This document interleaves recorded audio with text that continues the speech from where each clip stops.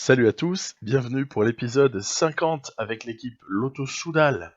On va traiter évidemment de la fin de cette Vuelta 2020 sur le parcours 2015. Ça veut dire qu'on a 6 étapes à traiter et à l'issue de l'étape 14, la situation était déjà un petit peu compliquée pour nos coureurs et notamment pour le leader désigné Omen, puisque Landa Porte et Uran étaient bien devant lui, puisque 2 minutes, ça peut déjà être beaucoup. Maintenant, il n'y a rien de figé, et c'est vrai que sur des étapes comme celle qui reste, il en reste beaucoup sur lesquelles il y a des différences à faire. Donc sur l'étape 15, par exemple, je vais vraiment essayer de tenter un maximum ma chance en profitant du retard au général qui fait que Wellens et Bourman ont le droit de partir. Donc, ayant le droit de partir, eh bien, on ne va pas se gêner pour essayer de faire creuser un écart le plus grand possible en faveur de cette échappée. C'est pour ça que j'ai emmené le jeune Kras, qui va vraiment tout donner, qui va vraiment être héroïque, parce que le travail qu'il a fait est incroyable. Maintenant, est-ce que ça va suffire? Bon bah, ce qu'on va bien voir, parce que dès qu'il est épuisé, et regardez, ça arrive un petit peu tôt dans l'étape, son épuisement, mais en même temps, le jeu en valait peut-être la chandelle, puisqu'il y a presque 8 minutes d'avance pour les échapper par rapport au peloton. Donc c'est quand même beaucoup, 7-8 minutes comme ça, c'est pas mal. Après, bon, derrière, ça commence à rouler très très sérieusement. Il y a des équipes qui sont fortes en nombre et même en qualité, comme par exemple les Education First de Nibali et Uran. Ils ont vraiment plusieurs grimpeurs qui après sur terrain montagneux sont vraiment à même de faire de grosses différences, en tout cas un gros travail. Bon, nous on voit qu'on fait rouler Bourman parce qu'il faut tenter le coup et que la toute fin de cette Vuelta, elle est plus à l'avantage d'un Wellens que d'un Bourman, très très clairement. Donc s'il y en a un qui doit être repositionné, en tout cas si on en a l'opportunité, c'est bel et bien Tim Wellens. C'est pour ça que je fais travailler Bourman. Et puis il y a aussi une histoire de forme du jour qui fait que l'ami Bourman est tout désigné pour bosser. Derrière, il y a toujours pas mal de retard. On est au pied de la dernière difficulté du jour. Alors, je parlais d'Education First qui était pas mal. Bardet avec AG2R, il est un peu seul. Il est un peu seul. On voit que du côté des Sky, il y a notamment Geraint Thomas. Il y a aussi Pierre Roland dans cette échappée. Pierre Roland, assez dangereux, vraiment pas mal, qui se détache là dans ce début d'ascension. Alors j'ai peur, c'est toujours pareil. J'ai peur de dépenser entre guillemets toute l'énergie de Wellens en répliquant trop violemment et puis en même temps, ne serait-ce finalement pas la bonne attitude que de répliquer tout de suite. Bref, pas évident, toujours pas évident à savoir ça. Omen doit faire face pour ce qui est du peloton, parce que la course est à deux niveaux maintenant. C'est clair que les échappés se disputeront la victoire d'étape. Et puis par contre, dans le peloton, il faut surveiller. Il y a un Thibaut Pinot qui a des jambes de feu. On voit que Landa, porteur du maillot de leader, s'accroche comme il peut. Alors à l'avant, Tim Wellens fait ce qu'il peut pour maintenir l'écart péniblement avec Roland, mais c'est pas évident, surtout qu'il n'est pas aidé par Romain Bardet. Et puis voilà, au niveau de la lutte entre leaders, Landa semble vraiment marquer le pas. Il a du mal, il n'arrive pas à revenir sur Thibaut Pinot. Et Omen commence un peu à vider la barre. Ça m'inquiète beaucoup, surtout qu'il n'y a personne pour aider Omen à revenir, alors qu'il y en a qui ont des intérêts communs avec Omen. Je pense à Dumoulin qu'on voit, à Richie Porte, le Movistar numéro 13 là. Bon Dieu, il n'arrive pas à trouver des alliés de circonstance. Bob Jungels a des jambes de feu aussi. Et évidemment, à force de travailler pour les autres, ben voilà, on s'est fait croquer. Devant, Wellens repris par un très très gros final de Henrik Mas. Bref, vous avez compris, cette fin d'étape, elle tourne pas vraiment à notre avantage. C'est même pire que ça, c'est que on espérait un rapproché au général pour Wellens. On va l'obtenir, le rapproché. Mais pas dans des proportions hyper satisfaisantes. Thibaut Pinot qui a vraiment mené grand train dans cette montée, c'est assez extraordinaire. La forme du gars. Et puis voilà, Dumoulin commence un peu à lâcher. Puis bon, malheureusement, voilà, Omen, il franchit la ligne avec un retard qui est relativement désespérant. Il a, pour ainsi dire, craqué dans cette étape 15. Il a probablement perdu la Vuelta sur cette étape 15.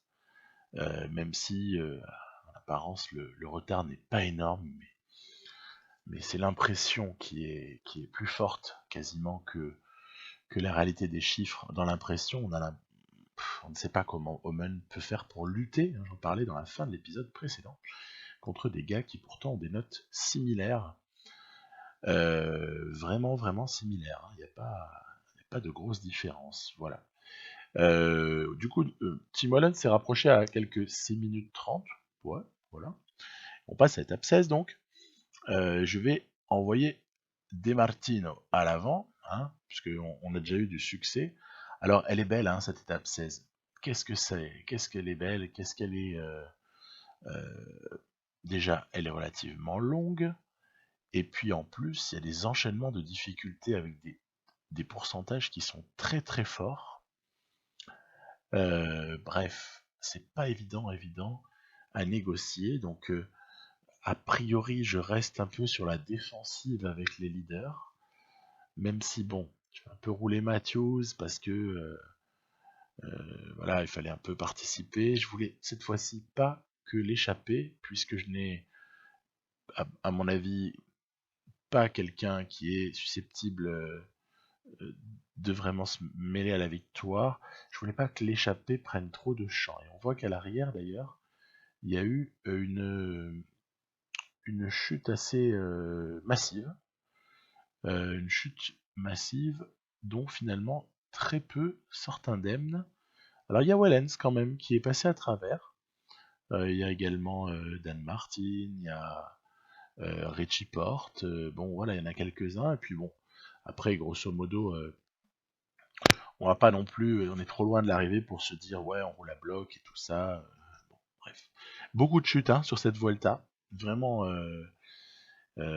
assez remarquable. Ouais, en fait, Des Martino, je l'ai senti très limite sur certaines montées. Il n'a pas encore non plus des notes qui font que, hein. Il est réellement candidat à quoi que ce soit, même je veux dire, pour une victoire d'étape hein, sur ce profil-là. Donc Des Martino, j'ai assez vite compris, c'est pour ça que je roulais derrière en fait, hein. J'ai assez vite compris que Des Martino n'allait pas gagner cette étape-là. Et voire même ne serait pas d'un grand secours au moment où il serait repris par ses leaders. Donc voilà, on a compris, on a relevé, et puis derrière, maintenant, avant-dernière difficulté du jour, on est dans des pourcentages affreux, hein. On est bien au-delà de 10%. Bourkman est chargé de faire le boulot jusqu'au moment où il en peut plus, hein. Il en peut plus et du coup on va demander à l'ami Wellens d'emmener, alors qu'on voit que c'est l'hécatombe derrière, hein. C'est l'hécatombe, vraiment. On va demander à Wellens de faire le boulot pour Omen qui est le leader. Et puis en fait, allez, je tente un coup parce que je vois qu'il y a un replat juste derrière. Voilà, en tout cas, la pente se calme. Puis bon, après, voilà, ça remonte. Oh là là, qu'est-ce qu'il est facile, Thibaut Pinot. Thibaut Pinot en danseuse qui semble dire ouais les gars, tranquille, je gère. Wellens, allez, il a bâti une petite avance là, on est peut-être en capacité de ne pas perdre cette avance, voire même de l'améliorer dans la descente. Donc on ne sait jamais, on va rouler, on va dire, modérément, pas rouler à bloc, sinon il n'y aura plus d'énergie dans la dernière ascension, mais On va tenter quand même de prendre une avance. Et puis on va voir aussi si derrière ça roule ou pas. Est-ce que ça s'entend? Parce que des fois, ça roule pas trop. Et puis là, aïe aïe aïe, rôle majeur joué par les équipiers de Nibali et Oran. Ben ouais, hein. Et puis de toute façon, Nibali, c'est marrant, il est paramétré dans le jeu pour avoir du panache, puisqu'on voit bien que dès lors qu'il faut prendre les responsabilités et rouler et revenir, ben il le fait. Voilà, c'est pas comme d'autres qu'on ne citera pas. Vous avez vu comme la minute et quelques a fondu comme neige au soleil en quelques secondes. Wellens n'est vraiment pas parti pour gagner cette étape, vu la façon dont il a été repris par les grimpeurs purs. On est sur le terrain des grimpeurs là. On est à plus de 10%, même voire plus de 12 à des moments. C'est noir, noir, noir. Compliqué, hein. Franchement compliqué d'aller faire face avec Tim Wellens qui commence en plus un peu à s'essouffler. Heureusement, là, il y a une accalmie. On va en profiter un peu. On va surtout pas les réveiller. Et puis après, évidemment, ça va repartir. On est encore dans des forts pourcentages. On était là dans des passages à 14, 15, 16%. Et puis voilà, bah, c'est un petit peu trop dur. Donc Wellens va lâcher. Mais ce qui est beaucoup plus inquiétant, c'est que Omen, bien qu'il n'ait pas produit beaucoup d'efforts ce jour-là, Omen se fait aussi déborder. Se fait aussi déborder. Bon, certes, il reste plus ou moins au niveau de Richie Porte, mais regardez, Thibaut Pinot qui s'envole, Landa qui est pas très loin de Pinot, et puis voilà, on va donc assister à une superbe victoire, hein, étape 15, bonjour, hein, faut la gagner. Hein. Superbe victoire de Pinot, Omen qui va venir arracher une troisième place, mais bon, voilà. Et même Wellens qui fait top 10, hein, top 10 sur cette étape-là, franchement, étape 16, hein, j'ai peut-être dit 15 juste avant. Top 10 sur l'étape 16, c'est balèze quand même. C'est franchement balèze. Donc, je suis pas du tout, comment dirais-je, déçu pour Wellens. Par contre, je suis déçu que Omen ne sache pas rivaliser avec Thibaut Pinot, notamment avec Mikel Landa également. Voilà, donc ça nous rétrograde un petit peu à la 5e place. On voit bien la tournure que va prendre les événements. Omen, sa place dans le top 5 ne tient plus qu'à un fil. Et ce fil, il va peut-être être brisé à l'étape 17. L'étape 17, j'ai choisi de vous montrer grosso modo les 3 coureurs de l'Auto-Soudal les mieux classés au général, Bourgman, Wellens et Omen. Mais c'est un terrain qui n'est clairement ni pour les uns ni pour les autres. C'est vraiment pas du tout pour Omen et Bourgman, et puis à la limite celui qui est le mieux placé pour limiter un petit peu les dégâts, c'est Tim Wellens, mais pas plus. Hein. Donc on voit que donc il réalise un intermédiaire plutôt intéressant, Wellens, et puis derrière, voilà un deuxième intermédiaire pas ridicule, mais bon, voilà, Bourgman l'a pris cher. Bourgman a pris très très cher. Et puis, on va voir dans très peu de temps l'arrivée de Tim Wellens. Tim Wellens qui prend quand même une place assez honorable, puisqu'il va se situer aux alentours de la 12e place au final, et qu'il aura performé comme un Froome, comme un Quintana, et honnêtement c'est déjà énorme. C'est déjà énorme. Et puis Omen en revanche aura perdu pas mal de temps. Vraiment une mauvaise performance quand même sur ce contre-la-montre. Dumoulin a survolé, il a été phénoménal. On voit que notre jeune Paynou, P-Y-N-O-O, a été quand même top 10 de l'étape. Hein, donc il est intéressant ce jeune. Il est intéressant. Et puis Thibaut Pinot s'empare du maillot de leader. Waouh, génial, génial, génial. C'est une petite consolation dans cet océan de larmes pour l'équipe Lotto-Soudal. Consolation française, franchouillarde, c'est de voir Thibaut Pinot qui porte le maillot de leader, ça fait plaisir. Et tant qu'à perdre, je souhaite que ce soit plutôt lui qui gagne plutôt que quelqu'un d'autre. Alors on va voir comment ça va se passer. Alors 18 et 19 sont deux étapes où on a l'occasion d'essayer de, je ne sais pas moi, la gagner, peut-être, faire tout exploser, on peut essayer quoi, on peut essayer. Mais comment vous voulez faire tout exploser sur un parcours qui a priori, déjà ça ne fait que 200 km. Moi je suis désolé, donnez-moi une étape de 240, 230 ou 240 km, peut-être que je pourrais davantage faire exploser les choses. Dans ce sens-là, il va peut-être falloir que je me procure bientôt le Giro 2019 dans la réalité, puisque il regorge d'étapes très longues. C'est un Giro qui est taillé pour nous, ça. Hein. Mais pour cette Vuelta parcours 2015, il n'y a rien à se mettre sous la dent au niveau étape vraiment croustillante qui puisse vraiment, je parle d'étapes vallonnées, hein, croustillantes, qui puissent faire des grosses différences, qui puissent permettre de vraiment tout faire éclater, etc.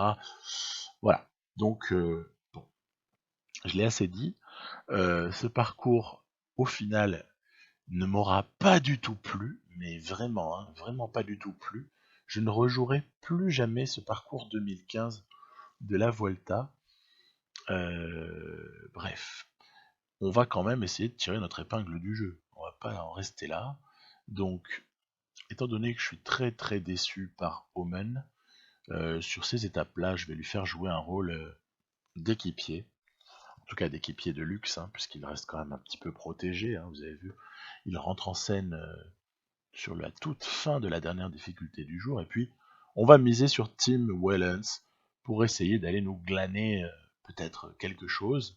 Alors, du temps, je ne sais pas. En tout cas, un groupe de 6 à l'avant avec Formolo, avec Youngles, donc Wellens et Omen. Et vous voyez, je fais attaquer Wellens dans la descente. Là, je fais du Nibali.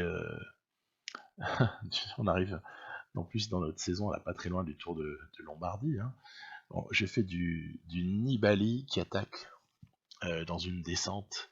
Ben voilà, je fais avec Wellens qui est un super descendeur. Formolo, moins bon descendeur, perd la roue.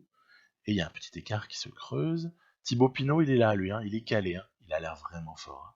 Derrière, chute d'une partie de certains, ouais, presque favoris, pas favoris, mais outsiders. Et puis, devant, ça trace, ça trace, ça trace. Wellens ne s'arrête pas et ne se retourne pas. Ça va être bien évidemment une victoire. Voilà, très nette. Et quand même, deuxième place de Thibaut Pinot, énorme. Youngles, Nibali, Uran, Dumoulin sont là. Porte est là. Et il y a quelques battus du jour. Je pense notamment à un Julien Alaphilippe pour qui le profil de l'étape aurait pu être très intéressant et qui a été quand même un peu en difficulté dans la dernière ascension et qui a aussi été en plus victime d'une chute. Donc Wellens ramasse cette étape 18. Il récupère un petit peu de temps nécessairement par le biais des bonifications. Et puis il y a un petit écart quand même. Hein, et puis il y a un écart un peu plus grand avec ceux qui sont arrivés derrière. Donc voilà. Retour dans le top 10 pour Tim Wellens qui va donc être 8ème, Sam Omen étant 6ème toujours. Et ça n'a pas l'air d'être prêt de changer tout ça. Thibaut Pinot toujours leader, on commence à y croire du côté de la FDJ. Et puis il y a une étape 19, qui a un profil encore une fois qui est assez à la portée de Tim Wellens. Hein. Si Tish Benoît était sur cette Vuelta, c'est un profil qui serait pour Tish Benoît clairement. C'est pour nos punchers, hein. C'est pour nos punchers ce genre d'étape. Donc il y a une singularité, regardez, c'est cette étape comporte deux secteurs pavés. Et ils sont amusants, ces secteurs pavés. Alors, je ne sais pas si c'est un secteur pavé réellement, ou s'il est considéré par le jeu comme secteur pavé, mais qu'il s'agit en fait d'un passage sur la terre. Bref, toujours est-il que c'est répertorié comme pavé, mais de difficulté légère par le jeu. Donc évidemment, hein, c'est pas sélectif, on n'est pas sur Paris-Roubaix, hein. Et nous, bah, qu'est-ce qu'on fait? Comme on a échappé personne, eh bien, on va faire rouler derrière, hein. Il n'y a pas 36 000 solutions. On arrive au moment clé où les échappés sont repris. Gros boulot de Michael Matthews, l'infatigable Michael Matthews.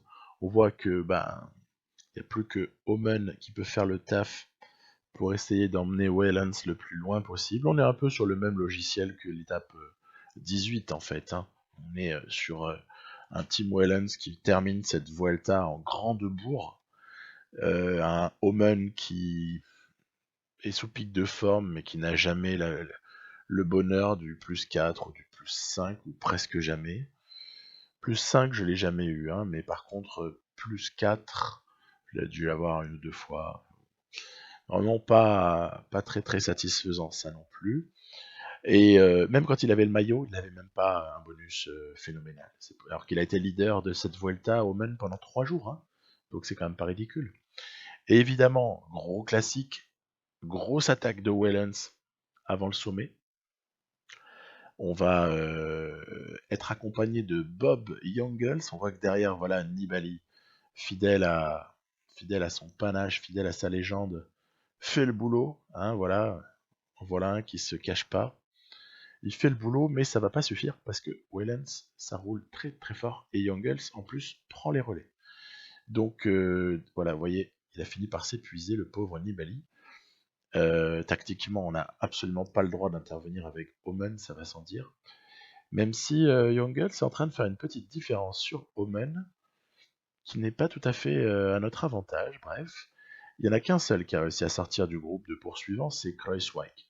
Voilà. Donc il va se retrouver, ainsi que Wellens et Jungels, au pied de la mini difficulté finale, une petite côte sur pavé, s'il vous plaît. En tout cas sur pavé. Je ne sais pas si ce sont de vrais pavés, encore une fois, mais sur pavé. Et ça va être, sans surprise hein, aucune, un Team Wellens qui va venir s'imposer là encore dans cette étape. Voilà, très bien. Donc victoire, je vais pas dire facile, mais victoire un petit peu prévisible pour Tim Wellens. En tout cas, il n'a pas déçu, il est toujours là quand on compte sur lui. Omen vient, on va dire, par acquis de conscience, cueillir une 4e place au sprint. Et puis voilà, on voit qu'il y a eu encore des gens qui ont pris cher, comme Quintana, comme Froome. On voit de toute façon que autant ils étaient très performants au Tour de France, mais ça n'a pas suffi. Autant sur cette Vuelta, ils semblent tarder à trouver leur forme. Donc voilà, c'est pour ça qu'on a droit à des nouvelles têtes. On a ce Thibaut Pinot là qui nous fait un Vuelta phénoménal.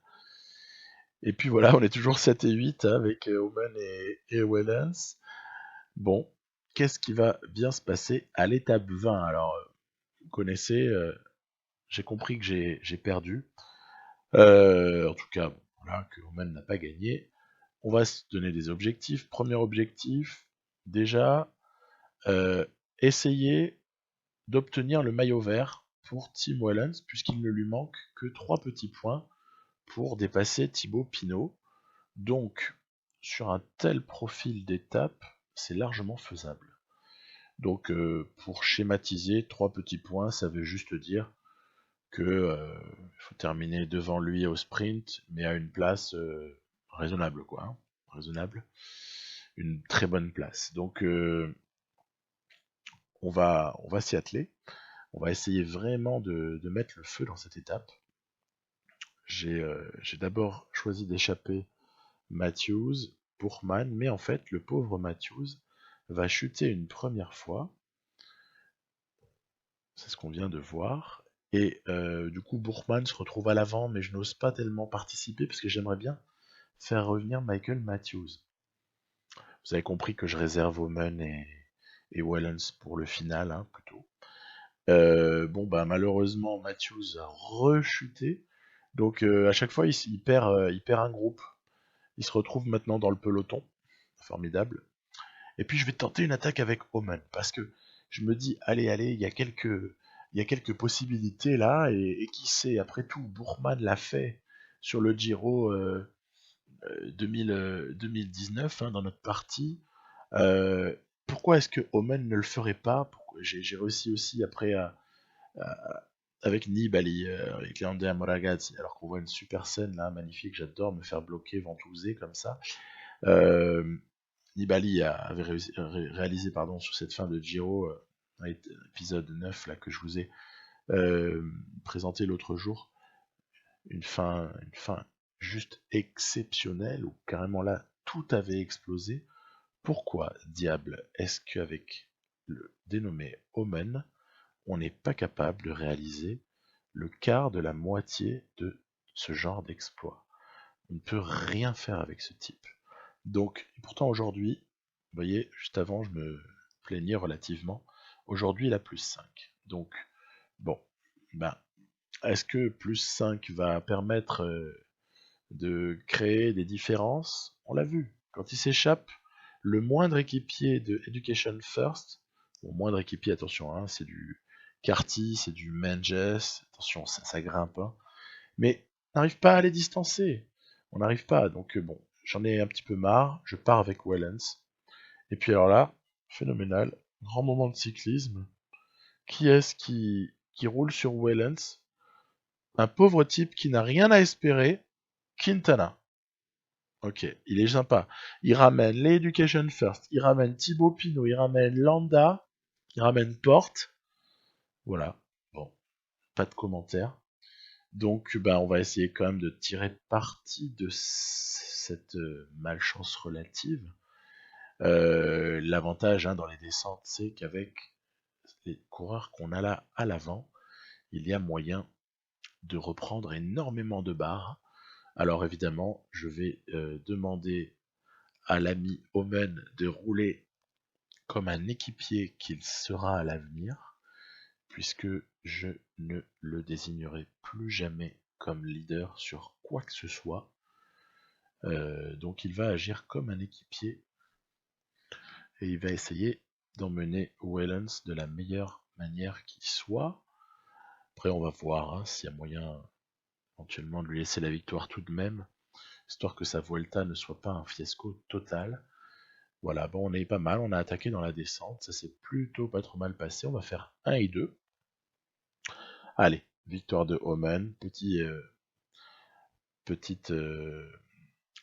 on va dire, petite récompense, voilà, pour ce travail quand même. Mais l'essentiel, c'est que, de toute façon, avec la deuxième place de Wellens, j'ai assuré le maillot vert, en fait. Pour ça que j'ai laissé Omen gagner, ça ne me dérangeait pas, du moment que le différentiel de points avec Thibaut Pinot, et on voit qu'il sera important, puisque Wellens fait 2, alors que Pinot fait 6. Donc, c'est réglé. Voilà. Thibaut Pinot va gagner cette Vuelta. Phénoménal. Tim Wellens va récupérer le classement par points. Et puis, objectif sponsor top 5, eh ben, nada.